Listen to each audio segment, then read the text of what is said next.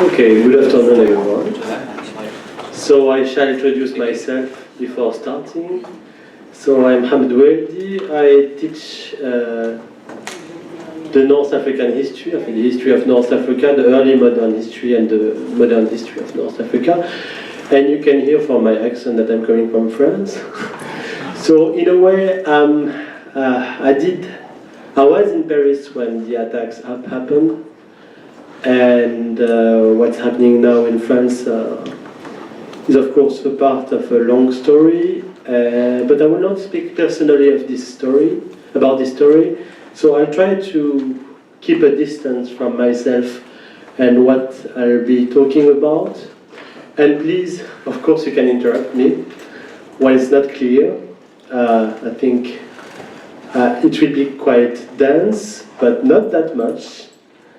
I'll try to be clear, but raise your hand whenever you need a definition or whenever it's going too fast. So the idea was that my presentation will be about Islam and Western Europe. Besides that, there is the idea of Islam and France, which is kind of a US obsession in a way. I'll try to expand from France to other Western countries in Europe. But my presentation, I did organize my presentation into three sections, which are sections, chronological sections. So in the first section, I will mention the new ways of studying the long history of the interactions between Muslims and non-Muslims in early modern Europe. So 16th century to the 18th century. And then in the second section, I will look at the colonial period in the 19th and the 20th century as a moment of redefinition of Islam and what it meant to be a Muslim, and as a moment of increasing migration from Islamic lands to Europe. And finally, in the third and the final section, I will focus on the post-colonial period, when the relations between the European states and Muslims had to be redefined. In fact, this map is not really, I will use this map after that. But yeah, what's happening? Okay, good. 4 hours. No, I will not speak for 4 hours. So I think this was mentioned this morning, but I'll start with this this reminder that there is no specific encounter between Europe and a so-called force or culture categorized as Islam. I mean, that's obvious, but in fact one should mention different moments of encounters between people from Europe and Muslims. First, in the 7th and the 8th century, with the arrival of the Muslim armies from North Africa to the south of Spain, and of course Sicily and the south of Italy. You know the story, I think. And from there, the Muslims were driven back.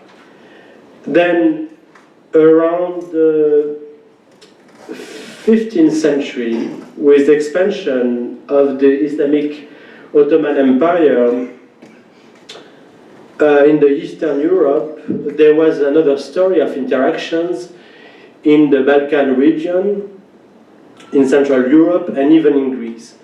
Maybe I'm repeating something which was already mentioned this morning. Maybe. Okay. Okay. So I'll be really quick, but just to insist on the fact that in Greece, for instance, there is a much longer history of a Muslim minority because of the inclusion of this area within the Ottoman Empire, within the Ottoman legacy. And this is something that we'll not really mention in my whole talk, but something that you should have in mind, and because it's a part of the story of migration from the south to Greece nowadays, so it's not completely new. There is a history of Muslim communities in Greece. And finally, maybe the last important moment of interaction during the early modern period and the modern period happened since the 1830s with the French, Spanish, Italian, and British colonization of North Africa and Egypt. And I shall maybe insist on that in the second section about the colonialism.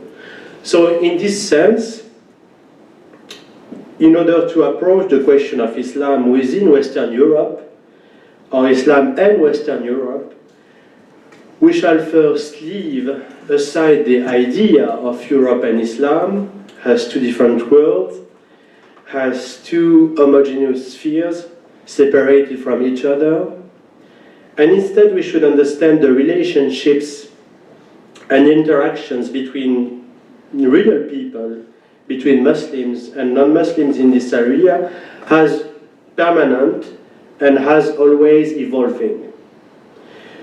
So I will not insist on that, but just one point about the early modern Europe, and I think maybe Cyrus did mention that this morning. So during the early modern period, from the 16th century to the 19th century, the relationships between Muslims and Europeans went from warfare, from war, to trade and diplomatic relations. And it's a long evolution. Let's say, I think you have the book of Brodel here, so the 16th century was, the end of the 16th century was a war. It was about a war between Spain and the Ottoman Empire in the Western Mediterranean. And in this specific area, by the end of the 16th century, then you have a mutation, a change, and the relations are much more about diplomatic negotiations and trade. Even if you have, from time to time, violent events. So the use of privateers in this area. So more than this obvious need to contextualize these relationships, and historians of the early modern period have recently explored new approaches of these relations between Muslims and Europeans. They have shown, for instance, and I shall refer to the first book, so historians have shown, for instance, how during the early modern period, so the Europeanness, meaning being European, the Britishness and the Frenchness, were in fact defined in relation with the Muslim population and in relation with Muslim authorities in the Mediterranean. So I shall be more concrete about this really interesting and fascinating idea, which has been in fact revised by the first book here by Gillian Weiss, Captives and Corsairs. So what is she arguing? So the idea is that you had French captives or Italian captives in North Africa from the 16th century to the 18th century. And you had to, the French authority, the French monarchy has to negotiate the ransoms of these captives. So by doing so, by negotiating and by finding ways to free these captives, these European captives, in fact, all this process was useful to define what was a French, what was an Italian. So these interactions with the Muslims, even if it was a violent interaction, was an important process of defining what is European, what is French, and what is Italian. Is everyone with me? Is it clear? Okay. In this context, another really fascinating idea, a recent idea in history, in the early modern history of the Western Mediterranean and the Mediterranean per se, was as well to uncover the existence of Islamic communities in Europe during the early modern period. And not only in the south of Spain or the south of Italy, but in other parts of Europe, long after the Reconquista, long after the Christianization of Spain and Italy. So the same historians have investigated the Islamic and Arab presence in Western Europe and Northern Europe before the 19th century, before the colonization. And this is an important idea, so I shall refer to two books. So Nabil Matar and another book which was edited by Jocelyne Arlia and Wolfgang Kaiser, so in French. What was at stake for these historians? And both of them, you can see that Matar and Narlia are originating from Arab countries, from Islamic lands, and it's part of their story. But I shall maybe ask this question: why should we prove that there were Islamic communities in Europe during the early modern period? I'm doing the teacher here. What is the agenda behind that? Why these people? Why these historians? Why for these historians it became really important? Yeah, please. Probably to show that there were always Muslim communities there, and this idea that Europe is being swamped by these alien peoples that they've never had experience with before is a false idea. Yeah, clearly. But yeah, it's mainly this idea, and it's related to a political debate in the last decade in Europe that you might be aware of or not, but I'm here to kind of bring the details. So this debate started 10 years ago, around 2004, when 7 states of the European Union, led by Italy, claimed that in the European Constitution, one historical point should be mentioned, namely the fact that Europe has Christian roots,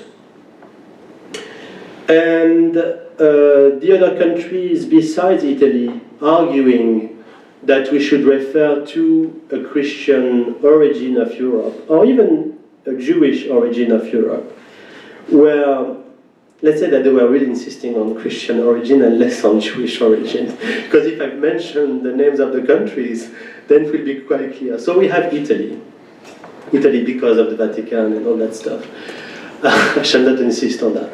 But we have as well Poland, it's quite clear, Lithuania, Malta. Malta is really interesting in this sense. Portugal, the Czech Republic, and Slovakia. So all these countries were insisting on the Christianity of Europe. And for historians such as Matar and Darlia, or even for citizens and politicians or other European countries, there were other influences that did define Europe. So the Islamic influence, the Jewish influence, of course. So we should not maybe restrain ourselves in the Constitution to mention only Christianity. And of course, it's as well related to the post-9/11 events and this idea of two different cultures, two different civilizations.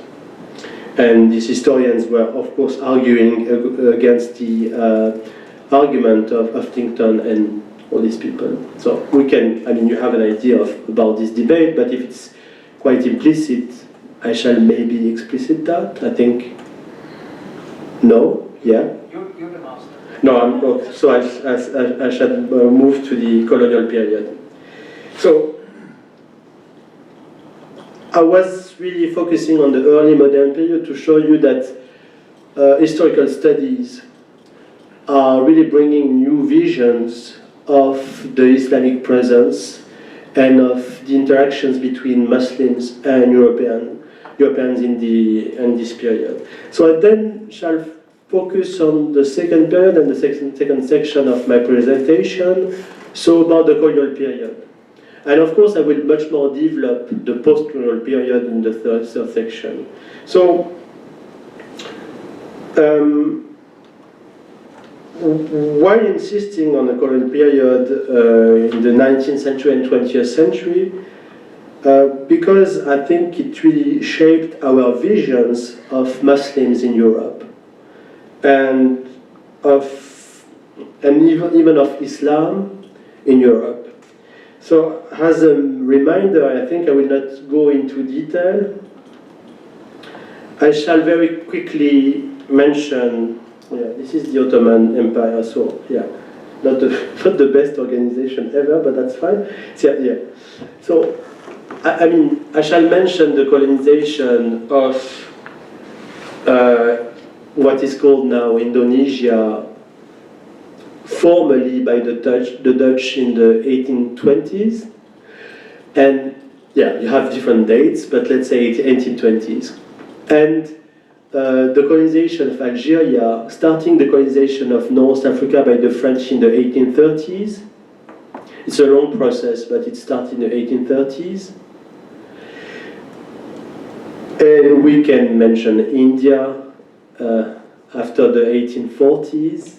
So a moment in the 19th century where there is a shift in terms of colonizing the world and an increase or a more important European domination of the Islamic lands in this first half of the 19th century. And then, because I will not insist on facts, and I think you're not really interested by facts, but much more by interpretations and how we can find them in the studies or historical studies. So I shall maybe, after this stage of the 19th century, go to the 20th century and insist on the fact that for the Middle East, it's only after the First World War that you have a type of colonization which is not clearly the same colonization that North Africa was facing. So just as well to insist that it's not only a broad domination of Islamic lands, but we should see this moment of domination as a moment of when Europeans were defining different colonization, different types of regimes. So in North Africa per se, you have a clear colonization of Algeria. It's a colony, it's a French colony, it's part of the French state. Whereas in Tunisia and Morocco, so I should maybe go back. So whereas in Tunisia and Morocco we had what we call protectorates. So what does that mean? Is that in this case, the Tunisian and the Moroccan states were acknowledged by the French authorities, but the French authorities did only kind of control the Tunisian and the Moroccan states. So you have a variation in terms of colonial regimes within the Islamic lands. It's not the same kind of domination. And that might explain as well the post-colonial relations between these states and European states. It's a bit broad. If you have questions, I'm happy to answer to these questions. Okay.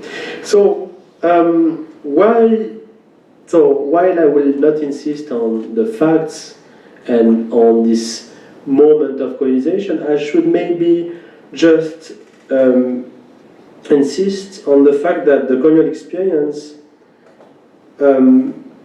it's because of the colonial experience and because of the colonial domination that we are mainly used to portray, on the one hand, the Muslims as having been mainly dominated by the Europeans, and on the other hand, that's why we do portray the Muslims and Europeans as having mainly been in a situation of confrontation.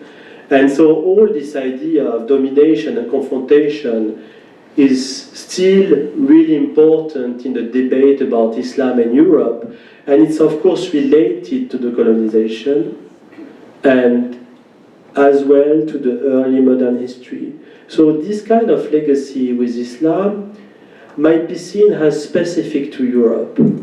I don't think that we should say that there is the same story between Islam and America for sure, because there is not the same kind of legacy. I mean, this is obvious, but this is something that we should consider more deeply.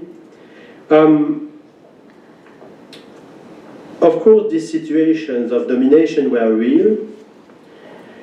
In colonial situation, European authorities have segregated Muslim populations, but at the same time, this deep representation of dominated and submissive Muslims is the outcome of another process, which is not a political process, which is much more a cultural process, in the sense that, and I should maybe mention him as well, in the sense that there was as well a process to essentialize,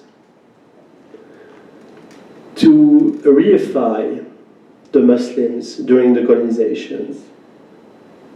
So the idea that there is a specific Islam which is different than us, Europe, it's really starting in the 18th century, but more deeply with the colonization. And this is not me who is discussing about this idea of essentializing the Muslims, categorizing Islam, defining Islam as really different from Europe. So this is something which has been discussed for these last 3 decades in the academia, according not only to this book, but to the book of Edward Said, Orientalism. So what I'm trying to do here is not really to kind of cover all the issues related to colonialism. It's much more to see that there is, of course, a political expansion of Europe in the Islamic lands.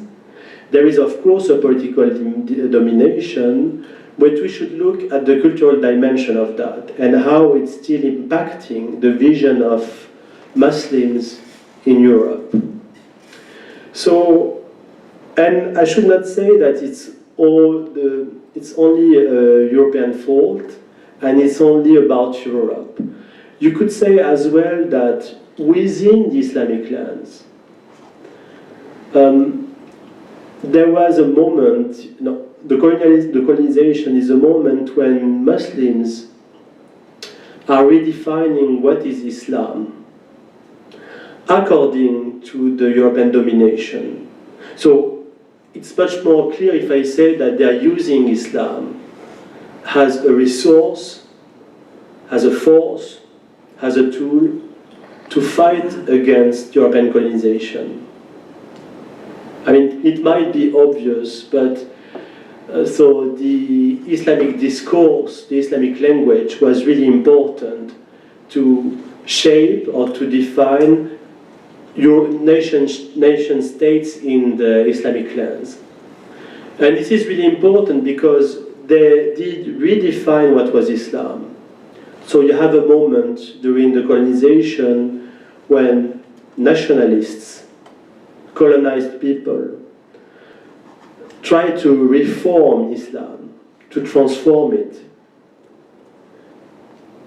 in their struggle against the settlers, in their struggle against the colonizer. And I think maybe you did mention that this morning, but these Islamic reforms are still as well impacting the Muslim societies, either in North Africa or in the Middle East. So just to say that this moment of colonization is a moment of political domination, but as well of cultural domination, and as a moment as well when Muslims did redefine what was Islam. Okay. Clear? Okay.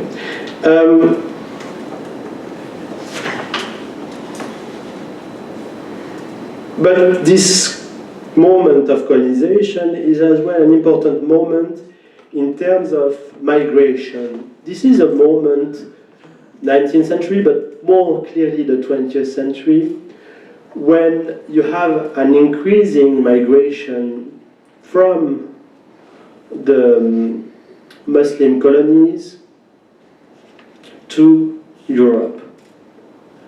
And I shall maybe insist in the third part of my section on this issue of colonization. Of course, the Muslim populations were used to move and to travel before the colonial period. But it was either clearly within the Islamic world or for some traders, diplomats, and captives, Muslim captives, to Europe. So some were forced to travel to Europe, some others were, it was a part of their duties or the part of their own interest. However, the colonial authorities involved or improved the travel conditions, and these new conditions gave new opportunities for local colonized people to move and to find jobs in Europe.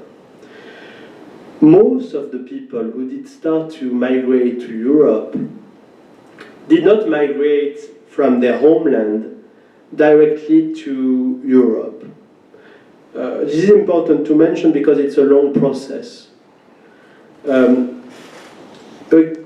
In the North African case, for instance, people would first work in a European,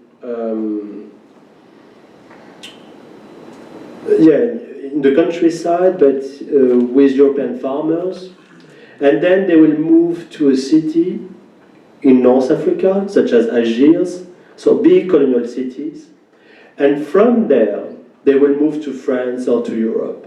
So it's a long process to understand other values, other cultures, than the rural culture or the rural countryside.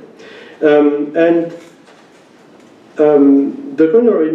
colonial authorities were instrumental in stimulating these migrations, not only during peaceful moments, but mainly during the First and the Second World War.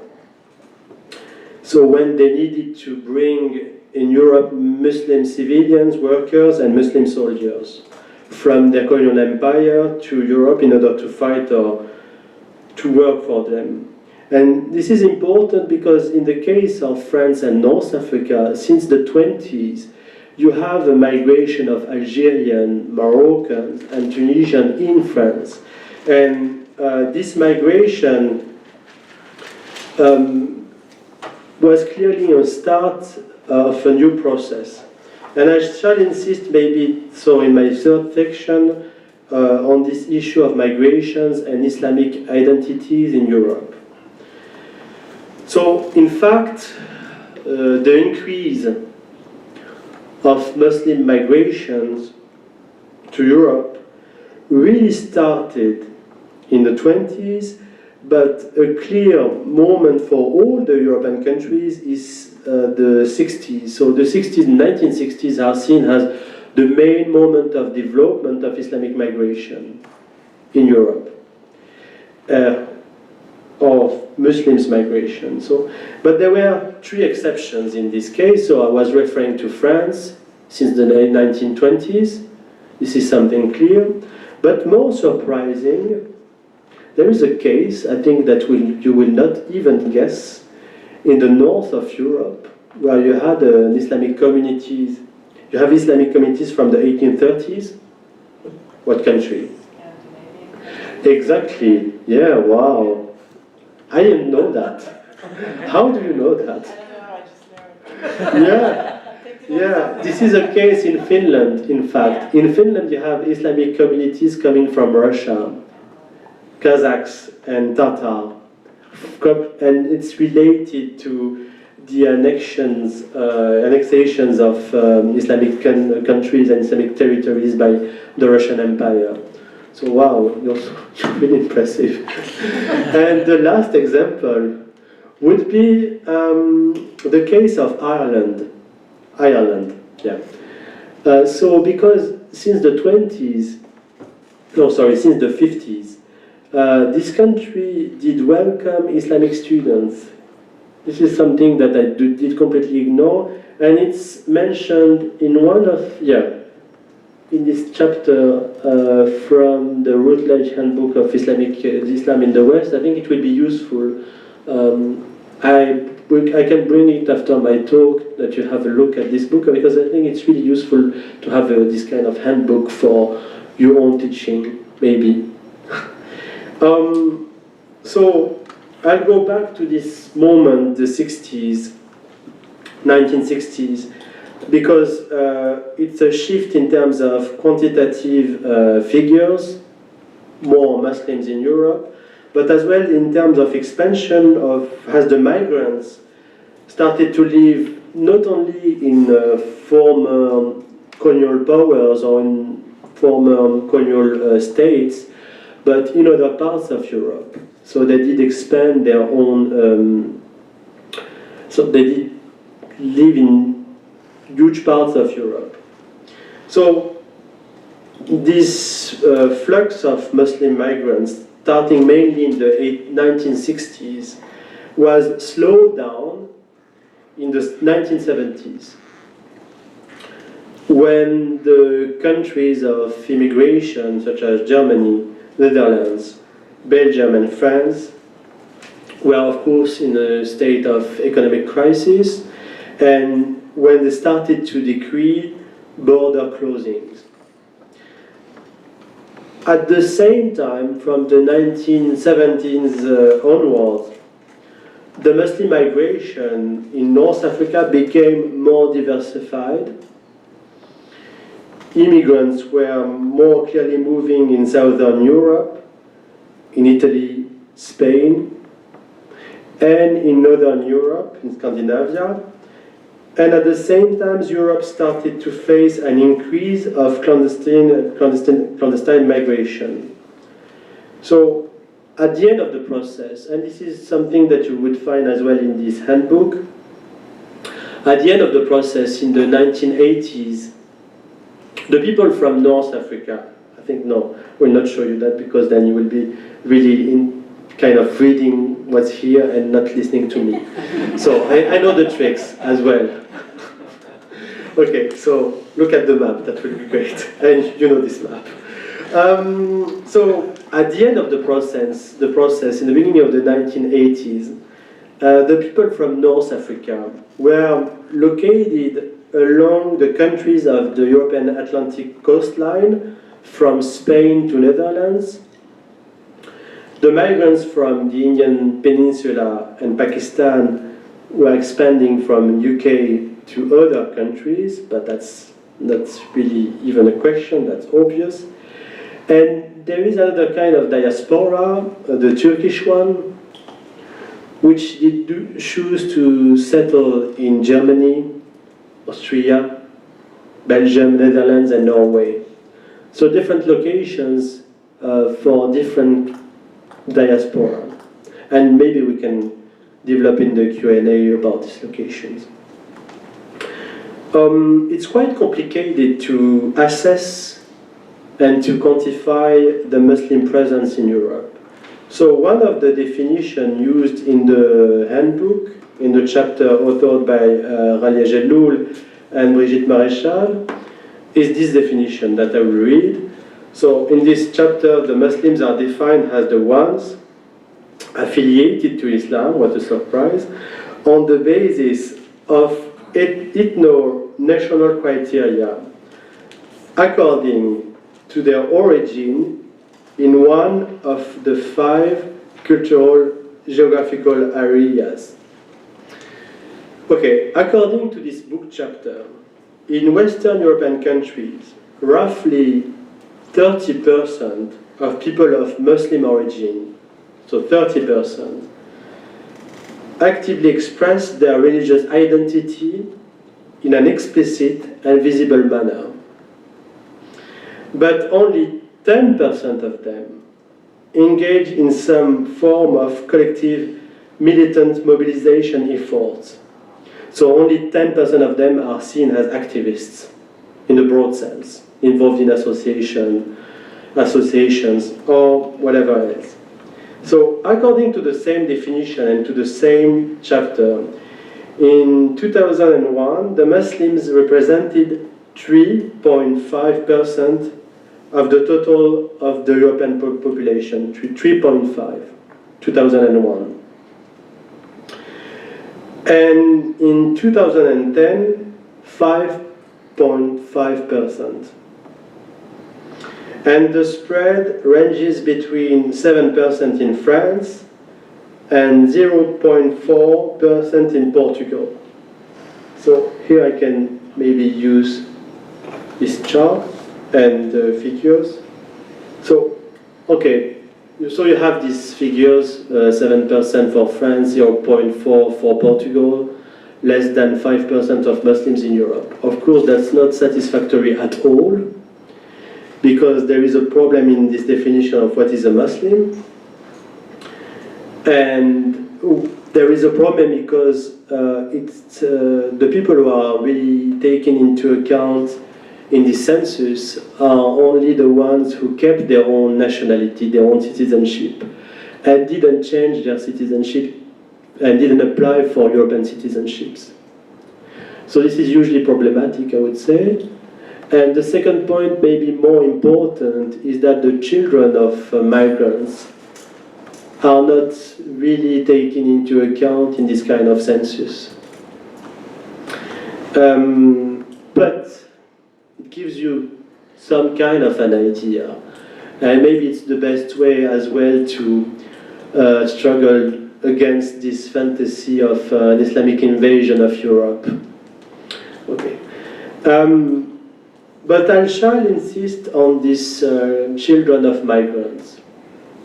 And I'll maybe end my presentation by focusing on the specific case of this moment, this transition, when Muslim migrants think that they will return to their homeland, and when in fact they do remain in Europe. When in fact their children grew up in Europe and they choose to make their life in Europe. I think, of course, with the US you don't have this kind of moment of hesitation. People are moving and they are choosing to live in the US. But in the case of Europe, there was this moment in the 60s, 70s when some families would kind of hesitate about their future. And it was the case in my family. There was this idea that we will go back to Tunisia. But we did not. But I'm here. Okay, strange. It's precisely that moment, in this moment, that new issues were raised, new issues were precisely rephrased, including what does it mean to be a Muslim in Europe. And there is a huge literature about these issues and about Europe and Islam, Muslims in Europe, Muslims in France. I didn't go through all the readings for today, but I shall maybe quote one of the book, the one by Mayanti Fernando. And I will not agree with all her points in her book, that's fine. But there is this quotation that you might read, or that I should read with my... Yeah. So the problem for Muslim French is that they do not know whether to turn around when they are held as Muslims, for the Muslim being held and the Muslim they inhabit are not necessarily one and the same. And this is, I think, really fascinating, because this raises a huge number of questions about how do you define yourself as a Muslim and how do people define you as a Muslim. Okay, so you should have that in mind when kind of dealing with these issues, not only for Europe but for other areas. I think that Professor Jamal will maybe develop these questions for the US case, but I shall maybe emphasize that there are many questions behind this quotation. So what should be the relations between each European state and Islam? And how secular states should take into account Islam and Muslim populations. So I'm insisting in this moment of transition when Muslim populations do choose to live in Europe. And I shall as well explain this transition by using the work of Abdelmalek Sayyad. And this is really a paper which is really clear to explain his own vision of migration, Algerian migration in France. I think it's really useful because it helps to understand these specific trajectories in a post-colonial moment. So, who is Sayyad? So Sayyad was a teacher in high schools in Algeria, in the north of Algeria, in Kabylia. And he was close to a French sociologist who became really important in the field, Pierre Bourdieu. And in fact, he was trained by Bourdieu, and his main topic was to study the migration of Algerians to France. But what was original about Sayyad's work, that he was defending the idea that to study migration, you have to understand where do the people come from. It seems to be obvious, but mainly the studies of migration before Sayyad and the studies of Algerian migration in France before Sayyad were studies about migration has a problem, migration has an issue, migration has a question. And it was much more how the French state should deal with the migration, and less to understand what was the cultures, the values of these people when they were in Algeria, what did they bring coming to France. So studying the whole trajectory from the homeland to France. And this is quite obvious, but it's useful even if we deal with these young girls adopting the scarf, the Islamic scarf, and using the Islamic scarf. What do we know about their interactions with their own family in North Africa, and how the scarf is used in North Africa as well? So we only have one part of the story, their own experience in France, but we don't know that much. Maybe they did choose this scarf because of a North African context. And so this is a part of the problem, is that we do study Islam in Europe without having any kind of basic sense or basic knowledge of what's happening in other countries, in the countries where these people are originating. So I should not insist on this point of Sayyad, but he's bringing another point which I found really interesting. So Sayyad did characterize three stages, or three ages, what he called three ages of migration. So in the first phase, and I should say that this paper was submitted to graduate students here in a seminar, and one did completely disagree with the ideas of Sayyad, but that was interesting. But the idea of Sayyad, the first phase of migration, is a moment when the immigration is largely influenced by communitarian and peasant values, rural values. People choose to move to support their relatives. And in the second phase, these values are partly lost. These rural values coming from the countryside are partly lost, and there is a moment when they are less motivated by their group, by the norms of their own community. And Sayyad kind of defined a third moment when these migrants are bringing their own wives in the country, and when they are starting to live in France and having a family in France. So I'm coming back to this issue of this moment, this transition, when the children of migrants find themselves struggling in between two homelands. And I'm quoting here part of this paper by Sarada. Yeah. Oh, I'm sorry, can I ask you a question? Yeah, please. You were talking about the scarf issue. And a friend of mine is from Tunisia, and if you ask him where he's from, he'll say he's European. Now, I always thought that was interesting, but you just made a comment. So what's the difference when you're talking about the young folks and the older folks? There's a difference between assimilation and integration. So is that the struggle you're talking about?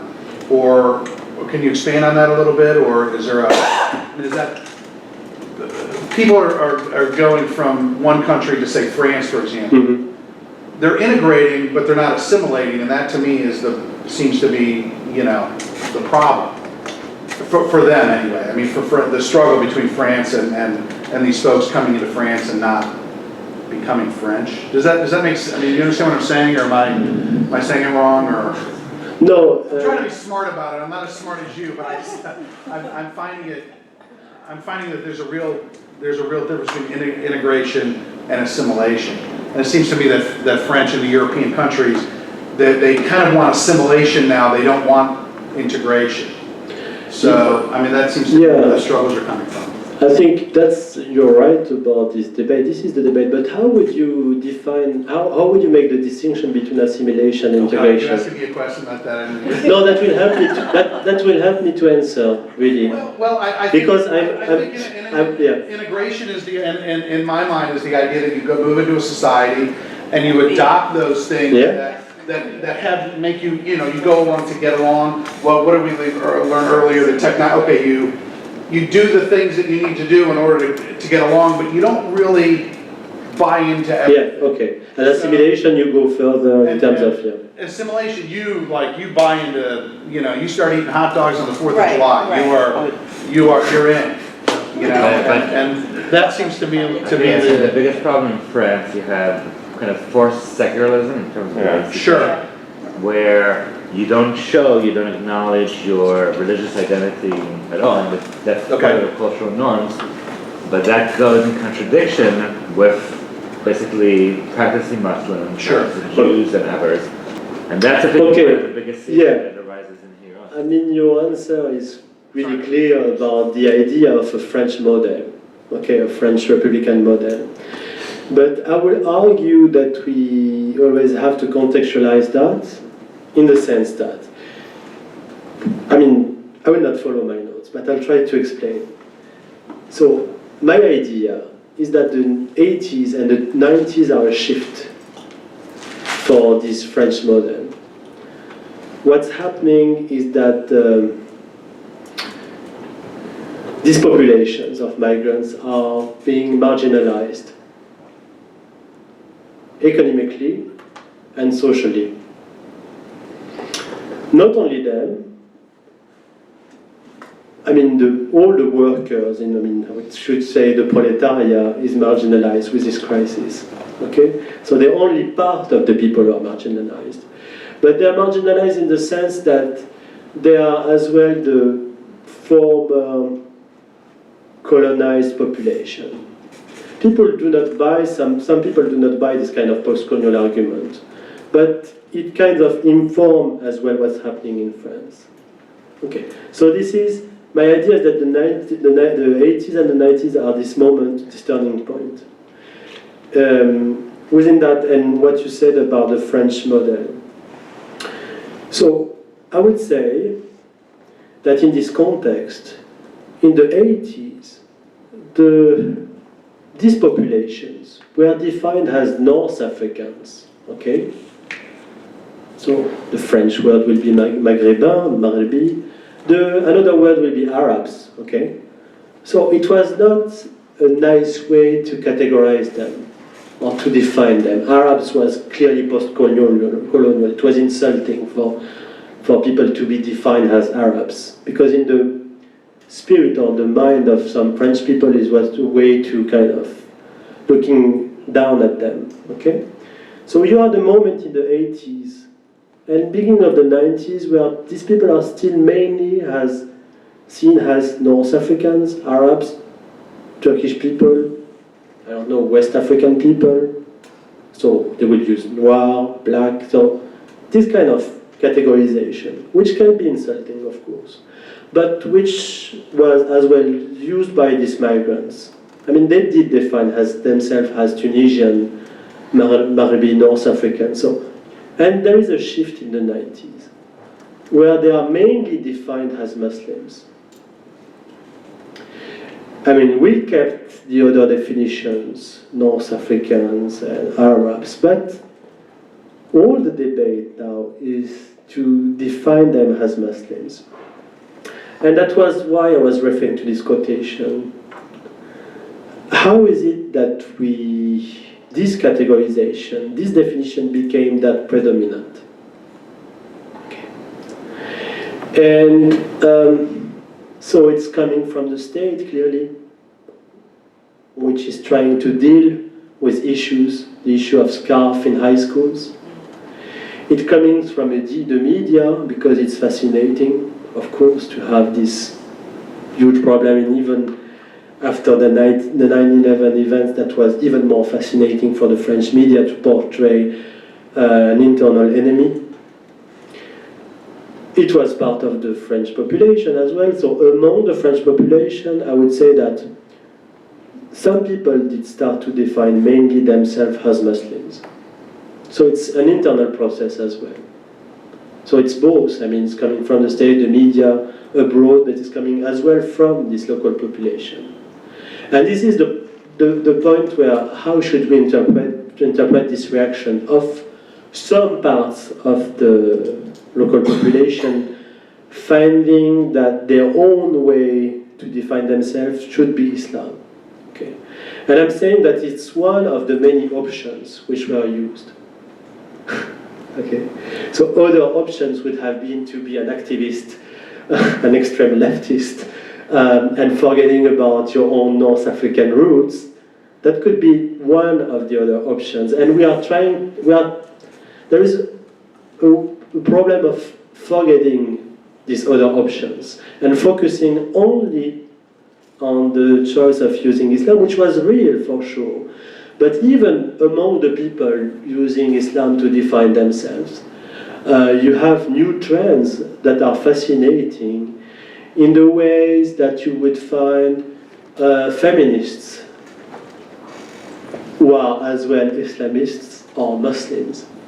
And more fascinating, indeed, you would have as well young gays and young lesbians defining themselves as Muslims and kind of subverting different definitions of gender and religion. So, and this is a point that we should not forget. Okay. So this is will be the first layer of my answer to your question. And I think I'll skip my notes and kind of focus on now your questions. Maybe I should as well mention the fact that is there a French model? Is there a French Republican model? I think not to be insulting, but I think there is an obsession in the US with the French model. Okay, and I don't have a clear knowledge of what's happening in the US, but in the US academia, what I can see is that you have plenty of studies about the scarf, Islamic women in France. But how is it that they are not studying the same cases in Belgium, Netherlands, countries where you have as well a history of interaction with Muslims and the state? And I would argue that for sure there are Republican values in France. It's obvious. And I think that I do buy most of these Republican values, but it's my choice. But the people see me as being brainwashed, as not being properly a real Muslim. So, and this is as well this quotation. How should we define ourselves? So, there are these Republican values, but the French state should be compared with other European states, with the UK, with Netherlands and Belgium. In the case of Belgium, since 1974, Islam as a religion and as a religious hierarchy has been recognized by the Belgian state, which is interesting. And I think you will find this information partly in this chapter. Netherlands has as well another policy of acknowledging religious communities in a specific sense. So instead of focusing only on the case of France, we should compare the policies, and we will see that France is not that specific. The only thing which is specific about France is this debate starting in the 1980s, 1990s, and the way the French state maybe is dealing with the issue of school and schooling. So maybe before starting with your questions, and I think I did not completely answer to your question, just maybe if I could, yeah, this is about the models, and so yeah, I wanted just to mention before ending a really important point, which is what's happening with the attacks of the Charlie Hebdo journal. Just to remind you that it started even before the Charlie Hebdo attacks in the south of France, in Toulouse, in 2012, when this Jewish school has been attacked by Mohammed, and when kids have been killed, and when there were not any kind of strong answer from the French state and the French society to these attacks. And then what did happen after the Charlie Hebdo attacks? Even two weeks ago, there was a guy who was arrested because he was planning to attack churches close to Paris. So there is this huge concern about what's happening, not only in France, but as well in the Netherlands and in other European countries. So there are different interpretations of what's happening, so these waves of violence, and some social researchers, academics and politicians will emphasize political and geopolitical reasons. I mean, this violence could be interpreted as the outcome of other violences that originated outside of Europe, such as the war in Algeria in the 1990s, which is almost forgotten, but was an important moment in the 1990s in terms of defining terrorism, Islamist groups, the use of violence. And this kind of experience has been downplayed when it's a huge and traumatic moment for the Algerian society, and when it's still an important moment, a moment which is still impacting the Western Africa. And so these interpretations, the first interpretation will insist on outside violence, and will insist on the fact that some of the Muslims, the young Muslims in France or in Europe, identify themselves to other dominated population, to the Palestinians, for instance. Or they identify themselves to the Syrian population repressed by Bashar al-Assad. So, but there is a second interpretation, which is maybe different and you're maybe not really used to. So, yeah. So, a social scientist such as Olivier Roy would interpret more broadly religious revival among Europe's Muslims, not at all has the interpretation of religious traditions born in the Middle East or the wider Muslim world, but rather has the outcome of global changes that are impacting all the societies. So, for instance, in this paper that I'm mentioning here, Olivier Roy draws a comparison between today's religious revival among Muslims in Europe and we can discuss that, and with another kind of phenomenon. So the American evangelical movements. So not in terms of violence, but the comparison that he's drawing between Muslims in Europe and the new religious tendencies in the US is that according to Olivier Roy, in both cases, there is a rejection of scriptural reading of the sacred texts and the rejection and the need, not the rejection, and the need of a straightforward understanding of truth and they will not use intermediaries to define themselves as Muslims or Christians. So he will make this comparison between the two ways of dealing with religion. And we can kind of discuss about that, but according to Olivier Roy, all these forms of fundamentalism are based on the same aspects: the loss of explicit cultural identity, the process of individualization, and the rupture of family ties and social ties. So I shall maybe stop here and answer to your questions and maybe go back to this debate that we have with your own questions. We can follow about assimilation and integration if you want. I mean, yeah. Oh no, I mean, I just thought it fascinating that you talked about those three countries, Algeria, I believe it was Morocco, and Tunisia. Two of them being they kind of like one was protectorates. Yeah, two of them are protectorates. Colony. Yeah. You know, what kind of citizens European citizens do they produce?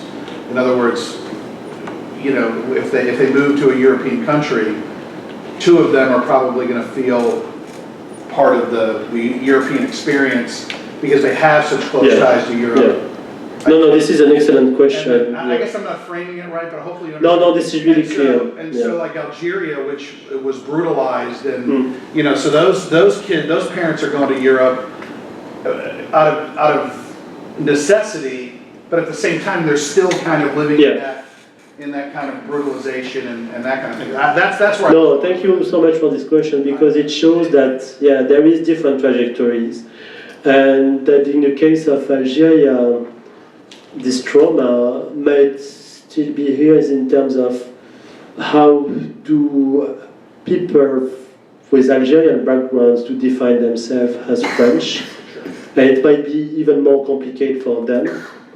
But at the same time, and this is why your question is fascinating and excellent in kind of portraying different trajectories, at the same time, there might be the risk of really specifying the Algerians, say that they are really different from modern North Africans, but it might, this colonial violence can explain some of partly what might have happened after the independence of Algeria in 1962, to be cautious. But yeah, you're right about kind of making distinctions between trajectories, yeah. Well, I have the Charlie Hebdo question. Yeah.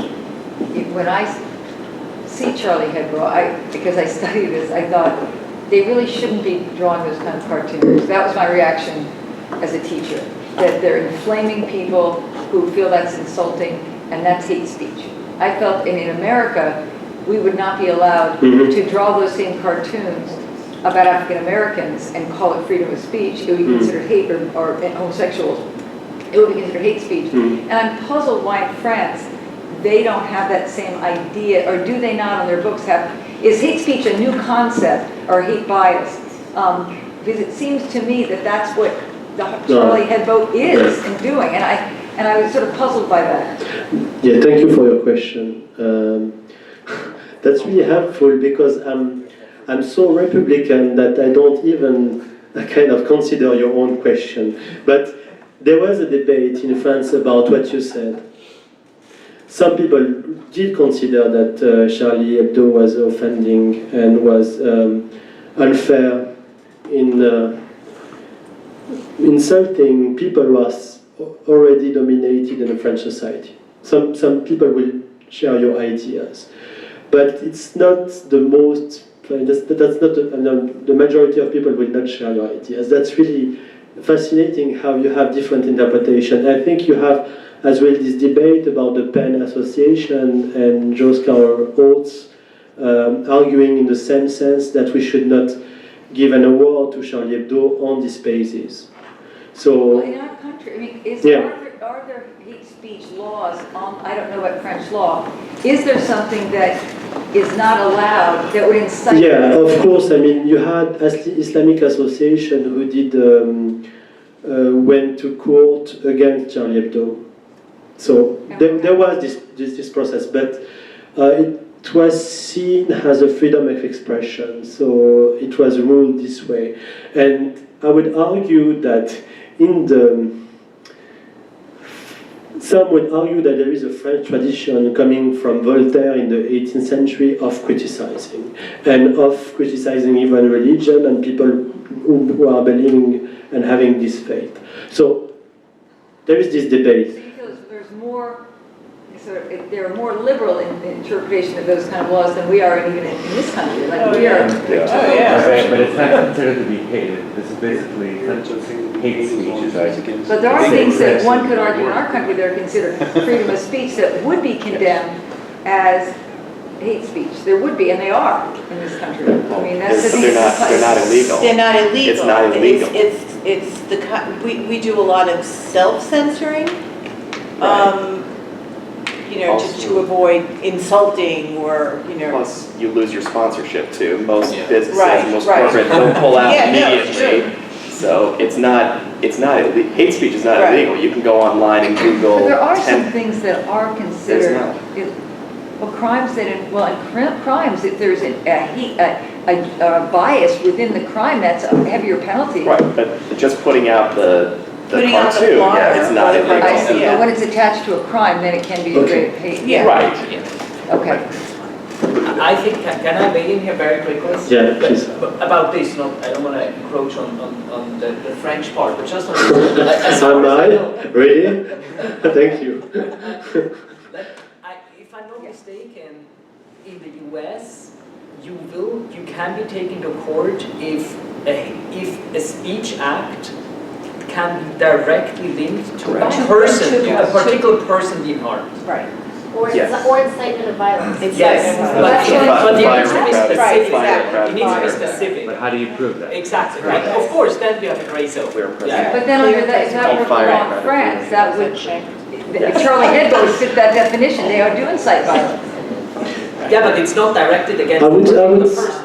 Right? I would say that what is most disturbing in the French case, and again we should expand to other European cases, I think there is a same debate going on in other countries.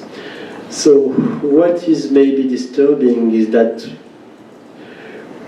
when something, so you have a French journalist who is arguing again and again that there is an Islamic invasion in France, and he has published a book and it's a huge success.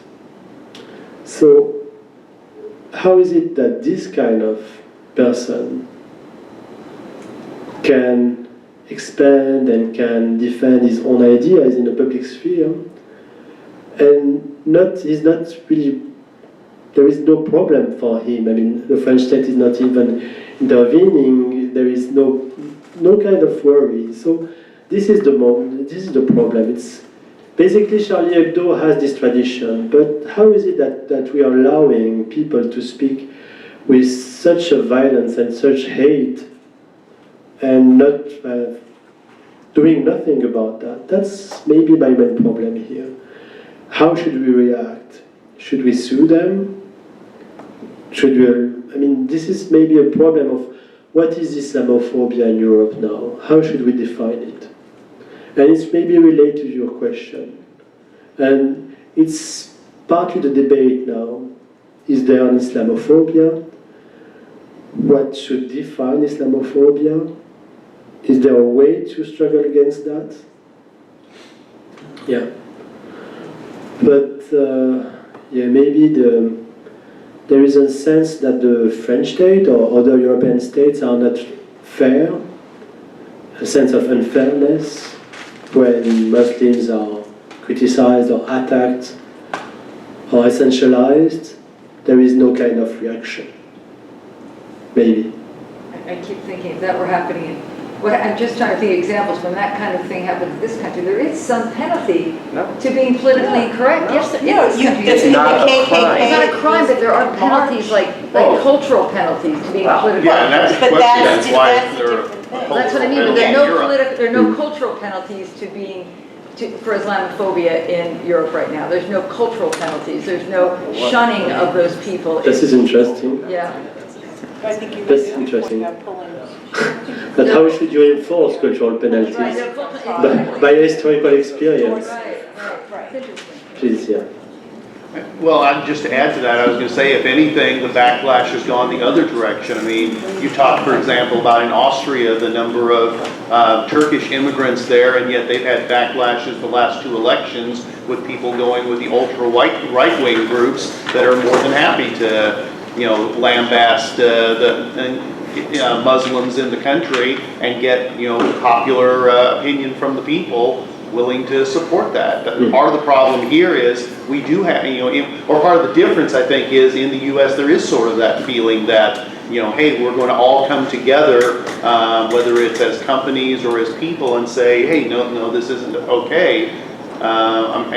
I'm curious why that doesn't happen in Europe, why there isn't a popular feeling that says, hey, any group that could be discriminated against, it could happen to any of us, so we have to draw the line for everybody to get a certain amount of fair treatment. But I think our history as a multicultural society And that's makes probably us a big different, difference there. and it's just ingrained in our society to defend that, where I don't think that's the case in European countries. We should also recognize too is that we do go in the pendulum swings in different ways. I mean, I remember when I was a kid in the 1980s, we were on a big shift to the right. It was kind of a moral panic after the 60s, after the women's lib movement, after the gay rights movement, that, oh my God, these liberal forces are destroying our country, and all these laws that liberalized things like drug use, women's rights, homosexuality, abortion, a lot of that took a step backwards, and a lot of those things got recriminalized. They became a lot more strict about abortion, drugs. A lot of states started rescinding a lot of their gay rights laws and things along those lines. And then in the 90s and the 2000s, we kind of started shifting the other way. And now you've got the Tea Party and all these other right-wing groups that are coming out in backlash against that too. It's, the pendulum goes and back and forth, and even Europe too. What we've been seeing over the last 20 years with the rise of many fascist and right-wing groups getting elected to parliaments in Austria and places like that. Remember a decade ago, Jean-Marie Le Pen made a very big impact in France, got much further along the elections than most of us would have been comfortable with. You're seeing the rise of these groups in England and Italy and other countries.